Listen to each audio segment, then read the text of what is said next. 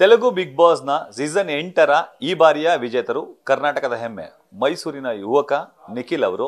ಸದ್ಯ ಅವರು ನಿಖಿಲ್ ಮೈಸೂರಿನ ತಮ್ಮ ನಿವಾಸಕ್ಕೆ ಆಗಮಿಸಿದ್ದಾರೆ, ನಮ್ಮ ಜೊತೆ ಇದ್ದಾರೆ. ನಾನು ಅವ್ರನ್ನ ಮಾತಾಡಿಸ್ತಾ ಹೋಗ್ತೀನಿ. ನಿಖಿಲ್, ಈ ಬಾರಿಯ ಸೀಸನ್ 8ರಲ್ಲಿ ನೀವು ವಿಜೇತರಾಗಿದ್ರಿ.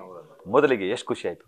ಆಬ್ವಿಯಸ್ಲಿ ತುಂಬ ಖುಷಿ ಆಗುತ್ತಣ್ಣ. ಅಂದರೆ ಅದೇ ಆ ಜಾಗ ಎಲ್ಲ ಹೊಸದು. ಸೊ ಅಲ್ಲಿ ಹೋಗಿ ನಮ್ಮ ಜನಗಳೆಲ್ಲರೂ ನನ್ನ ಪ್ರೋತ್ಸಾಹಿಸಿ ಲವ್ ಸಪೋರ್ಟ್ ಎಲ್ಲ ಕೊಟ್ಟು ಗೆಲ್ಸಿದ್ದಾರೆ ಅಂದರೆ ಅದನ್ನ ಹೆಂಗೆ ಎಕ್ಸ್ಪ್ಲೇನ್ ಮಾಡಬೇಕು ಅಂತಲೂ ಗೊತ್ತಾಗಲ್ಲ. ತುಂಬಾ ಖುಷಿ ಆಗ್ತಿದೆ. ನಾನು ಯಾವ ಕನಸನ್ನು ನೆರವೇರಿಸಬೇಕು ಅಂದಾಗ ಸ್ಟಾರ್ಟಿಂಗಲ್ಲಿ ಏನು ಸಪೋರ್ಟ್ ಸಿಗಲಿಲ್ಲ, ಈಗ ಎಲ್ಲರೂ ನಿಂತ್ಕೊಂಡು ನೀನು ಚೆನ್ನಾಗಿ ಮಾಡ್ತಿದ್ದೀಯ, ಮುಂದೆ ಹೋಗು ಅನ್ನೋ ಒಂದು ಸಪೋರ್ಟ್ ಕೊಡ್ತಾ ಇದ್ದಾರೆ ಅಂದಮೇಲೆ ಅದು ಹೇಳ್ಕೊಳಕ್ಕಾಗದಿರೋಷ್ಟು ತುಂಬ ಖುಷಿಯಾಗಿದೆ ಅಣ್ಣ. ಅದು ಕನ್ನಡದ ಯುವಕ ತೆಲುಗಿನಲ್ಲಿ ಮಿಂಚಿದ್ದೆಷ್ಟು ಹೆಮ್ಮೆ ಅನ್ನಿಸ್ತಿದೆ.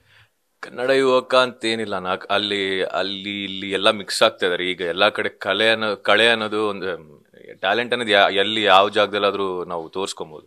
ಸೊ ಅಲ್ಲೂ ಕೂಡ ನಮ್ಮನ್ನ ಹಂಗೆ ರಿಸೀವ್ ಮಾಡಿದ್ದಾರೆ.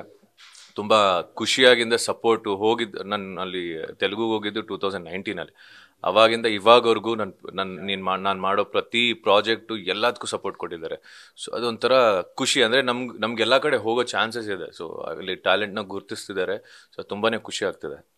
ಆಟ ಆಡಬೇಕಾದ್ರೆ ನೀವೊಬ್ಬರೇ ಏಕಾಂಗಿ, ಇನ್ನು ಉಳಿದರೆಲ್ಲ ಒಂದು ಟೀಮ್ ಥರ ಕಾಣಿಸ್ತಿತ್ತು.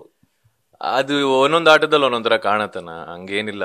ಇವಾಗ ಎಲ್ಲರೂ ಗೆಲ್ಲಕ್ಕೆ ತಾನೇ ಹೋಗಿರೋದು. ಸೊ ಅವ್ರವ್ರ ಆಟ ಅವ್ರಿಗೆ ಹೆಂಗೆ ಬೇಕೋ ಹಂಗೆ ಆಡಿದ್ದಾರೆ. ಅದರಲ್ಲಿ ಯಾವ್ದು ಚೆನ್ನಾಗಿ ಅನ್ಸುತ್ತೋ ಜನಕ್ಕೆ ಅವ್ರನ್ನ ಸಪೋರ್ಟ್ ಮಾಡಿ ಗೆಲ್ಸಿದ್ದಾರೆ, ಅಷ್ಟೇ ಅನ್ಕೊಳ್ಳೋದು ನಾನು. ಬಟ್ ಈ ಬಾರಿ ಸೀಸನ್ನಲ್ಲಿ ಎದುರಾಳಿಗಳೇ ಇಲ್ಲ ಅನ್ನೋ ಥರದಲ್ಲಿ ನೀವು ಆಟ ಆಡ್ತಿದ್ವಿ. ಅಂದರೆ ನನ್ನ ಪ್ರಯತ್ನ ನಾನು ಮಾಡಿದೆ ಅನ್ನ. ಅಂದರೆ ನನಗೆ ಎಷ್ಟವರೆಗೂ 100% ಕೊಡ್ಬೋದು, ಎಷ್ಟವರೆಗೂ ನನಗೆ ಕೆಪಾಸಿಟಿ ಇದೆಯೋ ಅಷ್ಟು ಆಡಬೇಕು ಅಂತ ಫಿಕ್ಸ್ ಆಗಿ ಹೋದೆ. ಅಷ್ಟು ಆಡಿದ್ದೀನಿ. ಇನ್ನೆಲ್ಲ ದೇವ್ರ ಕೈಲಿತ್ತು ಅಷ್ಟೇ. ಪ್ರತಿ ವಾರ ಅಕ್ಕಿನೇನು ಬಂದಾಗ ನಿಮ್ಗೆ ಹೇಳ್ತಾ ಇದ್ರು, ಹೊಗಳ್ತಾ ಇದ್ರು, ನೀವೊಬ್ಬರೇ ಬೆಸ್ಟ್ ಬೆಟರ್ ಅಂತ ಹೇಳ್ತಿದ್ರು. ಇಲ್ಲ, ನಾನು ಉಗಿಸ್ಕೊಂಡಿದ್ದೀನಿ ಮಾಡಿರೋ ತಪ್ಪಿಗೆ. ನಂದು ತಪ್ಪುಗಳಿದೆ. ಅಂದರೆ ಗೊತ್ತಿಲ್ಲದೋ ಕೆಲವು ಆಟದಲ್ಲಿ ಗೆಲ್ಲಬೇಕು ಅನ್ನೋ ಇದರಲ್ಲಿ ನಾವು ಗೊತ್ತಿಲ್ಲದೆ ಮನುಷ್ಯ ಅಲ್ವಾ, ದೇವರಾಗಿ ಹೋಗ್ತಿದ್ವಿ ತಪ್ಪೇ ಮಾಡಿಲ್ಲ ಅಂದಿದ್ರೆ. ಸೊ ಕೆಲವು ತಪ್ಪುಗಳಾದಾಗ ತಿದ್ದುತ್ತಿದ್ರು. ಅದು ಯಾರೇ ಆಗಿದ್ರು ಹೇಳ್ತಿದ್ರು, ಇದು ತಪ್ಪು ನೋಡ್ಕೊಳ್ಳಿ, ಹಿಂಗೆಲ್ಲ ಮಾಡಬಾರ್ದು ಅನ್ನೋದು ಒಂದು ಯಾವಾಗಲೂ ಎಲ್ರಿಗೂ ಹೇಳ್ತಾ ಇದ್ರು. ಒಳ್ಳೆ ಕೆಲಸ ಮಾಡಿದಾಗ ಕ್ಲಾಪ್ ಸಿಕ್ತಿದ್ದಾಗ ಹೇಗೆ ಅನಿಸ್ತಿತ್ತು? ತುಂಬ ಪ್ರೌಡ್ ಫೀಲ್ ಆಗ್ತಿತ್ತು. ಅಂದರೆ ಅಲ್ಲಿ ಆಡಿಯನ್ಸ್ ಕೂತಿರ್ತಿದ್ರು ಸ್ಟುಡಿಯೋಲಿ. ಸೊ ಅವರು ಕೂಡ ಹೊಡಿತಿದ್ರು, ಚಪ್ಪಾಳೆಗಳು ಹೊಡಿತಿದ್ರು. ಒಂಥರ ಹೊಗಳಿದಾಗ ಇನ್ನೂ ಚೆನ್ನಾಗಿ ಮಾಡಬೇಕು ಅನ್ನೋ ಒಂದು ಫೀಲ್ ಬರ್ತಿತ್ತು. ಸೊ ತುಂಬ ಚೆನ್ನಾಗಿ ಅನಿಸುತ್ತೆ.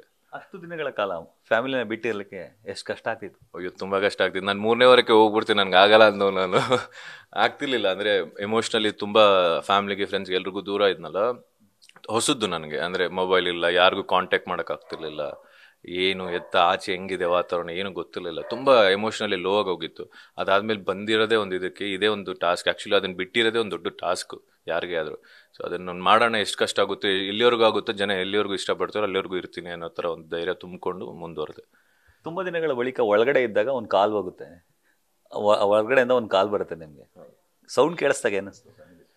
ಫ್ಯಾಮಿಲಿ ವೀಕಲ್ಲಿ ಅದು ಅಮ್ಮ ವಾಯ್ಸ್ ಬರುತ್ತೆ. ಅಯ್ಯೋ ತುಂಬಾ ಅಳು ಬಂದ್ಬಿಡ್ತು. ಆ್ಯಕ್ಚುಲಿ ಅಲ್ಲಿ ಯಾರು ತಂದೆ ತಾಯಿ ಬಂದರೂ ಪಕ್ಕದವರು ಹೇಳ್ತಾರೆ. ಅಂದರೆ ಅಯ್ಯೋ ನಮ್ಮಪ್ಪ ಅಮ್ಮ ಯಾವಾಗ ಬರ್ತಾರೆ, ನಮ್ಮ ಮನೆಯವ್ರು ಯಾವಾಗ ಬರ್ತಾರೆ, ತುಂಬ ದಿನ ಆಗೋಯ್ತು ನೋಡಿ ಅಂತ.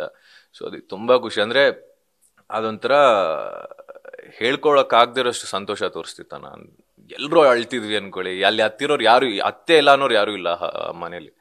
ಎಲ್ಲರೂ ಅದು ಇಮೋಷ್ನಲಿ ಲೋ ಆಗಿರೋರು, ಒಬ್ರಿಗೊಬ್ರು ನಾವೇ ಒಬ್ಬರಿಗೊಬ್ರು ಸಪೋರ್ಟ್ ಮಾಡಿಕೊಂಡು ಮುಂದುವರೆದ್ವಿ. ಗೆಲ್ತೀನಿ ಅನ್ನೋ ವಿಶ್ವಾಸ ಯಾವಾಗ ಬಂತು ನಿಮಗೆ? ನನ್ನನ್ನು ಅಷ್ಟೊಂದು ಸತಿ ನಾಮಿನೇಷನ್ ಇದ್ದಾಗ ಜನ ಯಾವಾಗ ಸೇವ್ ಮಾಡಿದ್ರು, ನಾನು ಈ ಶೋ ಇಲ್ಲದಿದ್ರು ಜೀವನದಲ್ಲಿ ಒಂದಲ್ಲ ಒಂದು ಕಡೆ ಗೆಲ್ತೀನಿ ಅನ್ನೋ ನಂಬಿಕೆ ಇತ್ತು. ಸೊ ಆ ಗೇಮಾಗೆ ನೋಡಿದೆ. ಅದನ್ನು ಟಾಪ್ 5 ಬಂದಾಗಲೇ ನಾನು ಗೆದ್ಬಿಟ್ಟೆ ಅಂದ್ಕೊಂಡೆ ನಾನು. ಅಂದರೆ ಇನ್ನು ಆಲ್ರೆಡಿ ನಾನು ಗೆದ್ದೆ, ಟ್ರೋಫಿ ನನ್ನ ಕೈಯಲ್ಲಿ ಇದ್ರೂ ಇಲ್ಲದಿದ್ರು ನಾನು ಆಲ್ರೆಡಿ ಜನದ ಕಣ್ಣು ಮುಂದೆ ಗೆದ್ದೆ ಅಂತ ಒಂದು ಫೀಲ್ ಇತ್ತು.